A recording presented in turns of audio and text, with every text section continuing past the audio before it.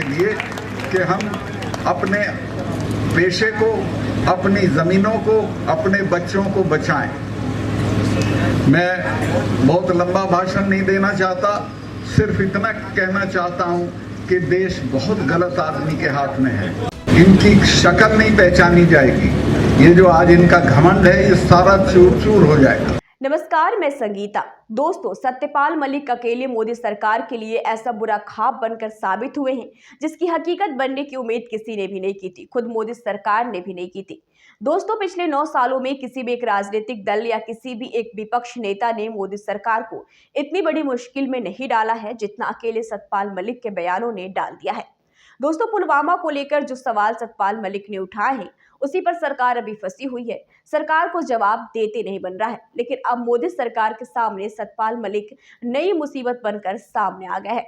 सत्यपाल मलिक जिनके खुलासों का जवाब अब तक सरकार नहीं दे पाई है, वो सत्यपाल मलिक कैसे गांव-गांव घूमकर सीधा प्रधानमंत्री नरेंद्र मोदी को इस अंदाज में ललकार रहे हैं। सुनिए। भाइयों, इस वक्त देश और खास तौर से किसान कौमें बहुत कठिनाई से गुजर रही है।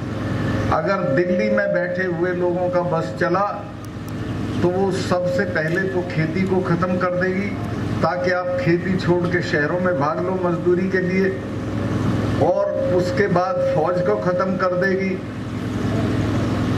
एक तरह से किसान कौमों को बर्बाद करने का नक्शा पास हुआ है। इस पे लड़ना पड़ेगा, और जो लोग लड़ेंगे वो बचेंगे।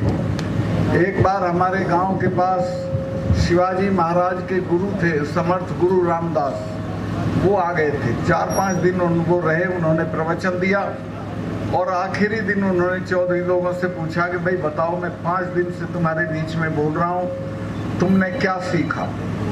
एक चौधरी खड़ा हो गया कि हमने ये सीखा कि जो कौमें रुका रोला करेंगी वो जिंदा रहेंगी, यानी जो लोग लड़ेंगे वो जिंदा रहेंगे। मैं आपसे कहने आया हूँ कि लड़ने की आदत डालिए और लड़ने का फैसला कीजिए। ये जो अभी मीर साहब ने कहा कि किसान आंदोलन, धरना खत्म हुआ है, आंदोलन खत्म नहीं हुआ है, चूंकि हमारी मांगे वहीं की वहीं हैं। जो एमएसपी की मांग है उसके बिना तो हमारा गुजारा नहीं है, चूंकि हम जितनी चीजें पैदा करते हैं उनका दाम बढ़ता नहीं है, जितनी चीजें खरीदते हैं उनका दाम बढ़ता है, और नतीजा ये है कि किसान हर दिन गरीब हो रहा है, उसकी खरीदने की ताकत खत्म हो रही है। दोस्तों, कुछ इस तरह से सत्यपाल मलिक जगह जगह जनसभाएं कर रहे हैं और सीधा जिस तरह से प्रधानमंत्री नरेंद्र मोदी को ललकार रहे हैं वो अब तक इन 9 सालों में कभी नहीं हुआ, या यूं कहे तो किसी की हिम्मत ही नहीं हुई इस तरह से सीधे पीएम को ललकारने की। दोस्तों, सत्यपाल मलिक ज्यादातर उन्हीं इलाकों में जा रहे हैं जहां उनका स्ट्रॉन्ग होल्ड मजबूत है। दोस्तों, वो फिलहाल राजस्थान में है।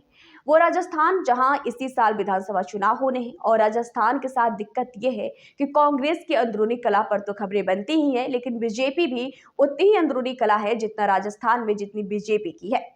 दोस्तों, सत्यपाल मलिक बार बार लोगों के बीच जाकर साफ कह रहे हैं कि यही मौका है, अब अगर चुप गए तो 5 साल के बाद की बात जाएगी।